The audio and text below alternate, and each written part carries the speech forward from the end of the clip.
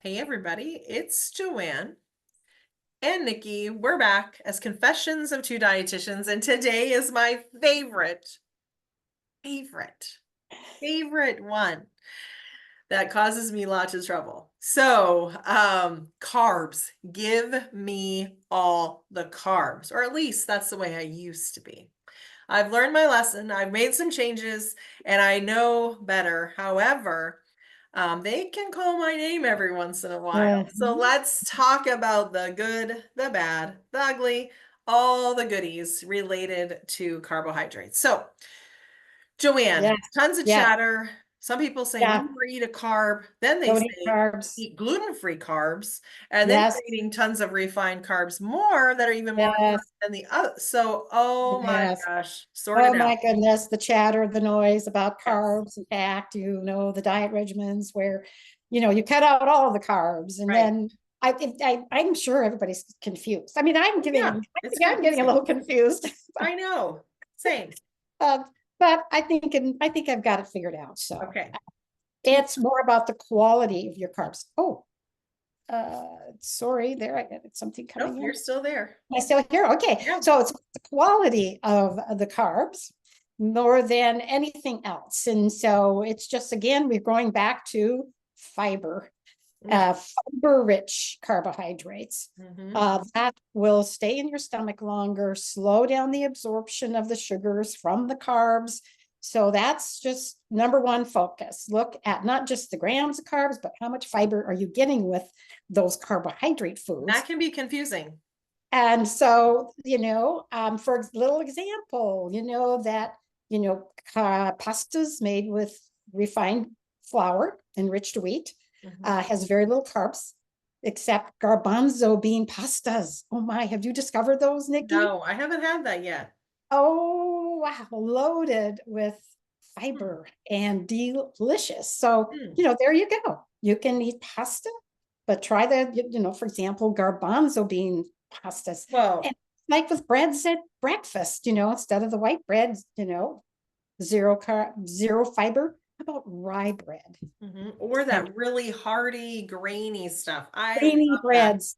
Look And you for couldn't eat more than one of those pieces of toast if you tried because they're so filling, where I yes. could eat a ton of white, fluffy, marshmallowy kind of bread. Oh, I love those chewy breads. Once Yes. you get used to that, rather than the Yes. marshmallow, they're so great. So, I Well, mean, just think that way.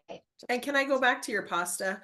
Yeah, And people could do regular pasta, but we're talking pasta. We're not talking pasta, like portion size. And of so, course and you one can. way to combat that, Joanne, is one thing we've already addressed is the protein thing. It's If protein. you just have noodles and tomato sauce and you don't have any protein that you put in there, then you're going to want to eat more, but that protein will help you Yeah, to stick to a that's right. regular portion size. Well, and this is a little near and dear to our hearts because this is when Joanne and I actually met, was Yes, when she was doing a yes. presentation for all the local dietitians about glycemic index and Indeed. glycemic load. And we'll get into that conversation more later. But just so you know, choosing less processed carbohydrates is it.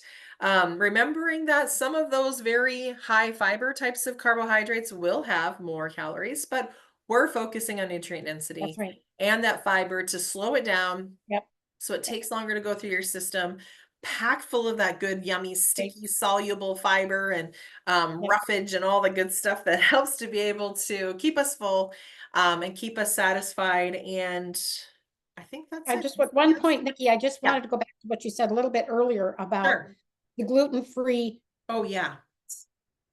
And Product. as one who is gluten sensitive, I've really worked very hard at trying to find those lower gluten foods that are high in fiber. Yeah, So just keep that in mind. Just because it says gluten free is not really necessarily going to be better for you. right. But there are a lot of options out there that you can, incorporate gluten free grains, which Right. I do. And I don't eat any of that It's hard. gluten-free processed carbs at all. Well, and that's the trouble, you think, or same thing organic. Like I have friends that will not eat a regular cookie, but they'd eat an organic cookie. I'm like, well, it's still a cookie. It's still the same So carb. we The have carbs are the to, same. Yeah, we Yes, have to think about things a little bit more differently and just, find those favorites. And at first it can be a lot of work, but then as you're more used to it and finding what you like, and I wrote down the garbanzo bean pasta because I might try that. And so it's just kind of all evolving, but definitely knowing that those carbohydrates play a trick because I used to spend a lot of my time eating more yeah. processed carbohydrates. They go right to my belly, make my pants tight, weird. And they make me That's right. For hungrier. people that really are, have that tendency toward Yeah, insulin resistance, you might have that in your family where you're exactly. genetically more prone to deposit that fat around your middle. Right, Insulin exactly. And resistance it and causes processed more, carbs. yeah, Yeah, processed carbs just fuel that. that's And right. And so really inflammation. inflammation. That's right. Exactly. So there are so many reasons to limit your processed carb intake, not only for the snowball effect that it has, where it makes you tired and hungry and full and not full and more inflamed and all these things going on, instead of just eating some higher fiber processed or higher fiber processed carbs, higher fiber unprocessed Processed. carbs. You And then got it. also sometimes you don't need it. Yeah. For example, Jimmy John's. I love me a Jimmy John's bun, whatever those things are, those hoagie buns. Yep. But I get an unwich and I take a bite of somebody else's bun because they're nice here. Maybe, So I maybe, skip it. Huh? yeah, maybe your neighbors, yeah, Yeah. okay, so So I don't need to have that bread on what there, about so I'm not gonna have potatoes? it.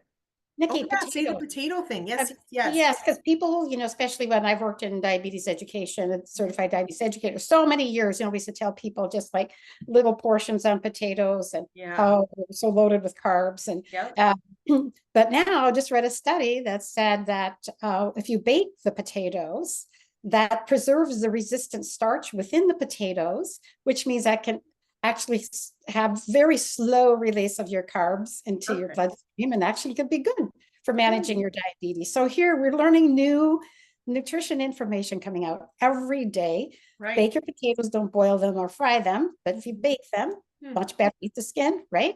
Sure. So all kinds of new information, and we'll be bringing that to you, right, Nikki, as we go along Amazing.